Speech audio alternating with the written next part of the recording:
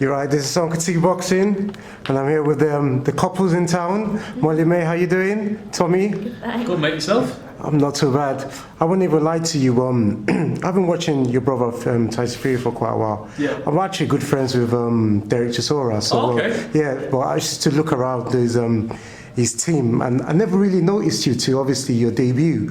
How comes I never saw you around when Fury was like, you know, fighting for the British world title? Yeah. Where was you? The world title? I mean, not the world title, the British title, when you beat Derek and... Yeah, listen, I've a lot of people say that, you know, all I've been doing is lurking in the shadows. I'm not interested in glitz and glamour. You know, I'm not one of these people that be in front of the camera. You know, I'm there, and when I was a little lad, you know, 8 and 9, me, Tyson and you, was training in Warrington. I was always that type of lad who was looking on from sitting way back near the door in the gym, you know, in a chair where nobody could see me. I was watching him spar, watching him talk, everything. And that's why it's built me in the man I am today. You know, I've been behind the shadows, lurking, doing my craft properly, not making a big noise, just wanted to work quietly away. And then when my debut came out, you know, that was me. You know, I'm not interested, I just want to learn, box and do the best I can. You did say you started boxing when you was like 6. Even before that. Okay. Even before that, boxing run through my veins, and it's something that I love and I'm very passionate about. You know, I've been doing boxing as long as I can remember. How many amateur fights did you have? I had 12 amateur fights. Okay, Yeah. only 12? Only 12, yeah. Not a lot, but do you know what it is? If you believe in yourself and you put hard work in, good things will come.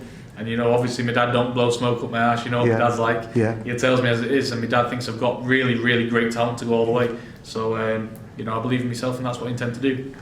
When I first saw you, I'll be honest with you, I looked at your frame, you look more like, you've got broad shoulders, Yeah. you look more like you did a lot of weights. Is that so? Did you push a lot of weights before you started boxing? Yeah, pushed a lot of weights, yeah. Did a few weights here and there, but I've always been big, you know, I've always been massive. You didn't really lift weights that often. Yeah, You've just got one of those builds that's just, it's just, you're just big. There's no one small in my family, I'm the smallest out of everyone. I was naturally a big man, like, you know, my shoulders have always been broad. I've never had to do a tremendous amount of weights, you know, I've just ate my food and trained like everybody else, but, you know, it just so happens that I've got a frame on me, you know, and that's the way it goes. And you talk about, in the press earlier when you said something about KSI, you're welcome to have that fight. But I noticed you're campaigning at light heavy, Yeah. Is that right? The KSI, they fought under the cruiserweight limit. Would that be a problem, giving a little bit of weight to fight him? No, definitely not. I mean, I'm a man that comes down from 16 stone, Oh, so I okay. can quite easily get up there. Yeah. But I mean, I looked at the fight the other day, KSI weighed in at 192 pounds. Weighed this morning, I was 193 pounds myself. Okay. And I'm fit and I'm ready. So listen, there's no problem with that. But I don't want to shout about too much about the KSI sort of stuff because, you know, the ball is in his court. Yeah. You know, I've sent the offer. Yeah. If he wants it, he knows where I'm at. You know, I'm concentrating on December 21st. In all honesty, I don't see Eddie Hearn letting you fight one of his superstars now, would he, really? Do you know what it is though? There's a lot of things. Listen, when money's on the table, you can be surprised what happens. Box office, pay-per-view, Listen, big following. It'd be a big hit at the end of the day, and I've seen Eddie for a long time. You know, my family know about Eddie, and if there's a good bit of money involved, you know, you don't know what can happen.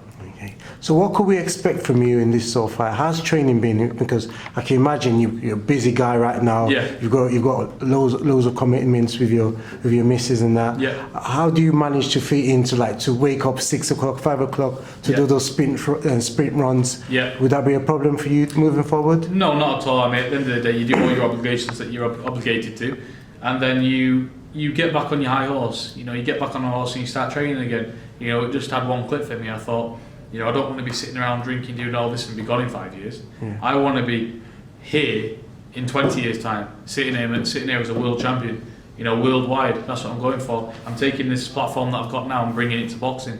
I'm bringing a new audience to boxing. That's exactly what I intend to do. But as long as I put the work in and perform well, then it'll all be fine. Molly, was the earliest he's had to wake up to go for it, to do his runs? He's woken up before 6 a few times, I think, but I'm sound asleep when he goes, so Yeah. he'll come back and I'll be all delirious. I'm like, where have you been? Like, I'm always so confused. I'm just not a morning person at Yeah. all.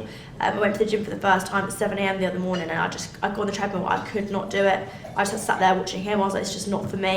It's either for you or it's either not. And for me, I'm not a morning person. But he's he's an early riser. So I've had many years of experience on them early morning runs. So I'm quite interested to see how you guys move along. But how's the relationship since you've come out? Has it been hectic or?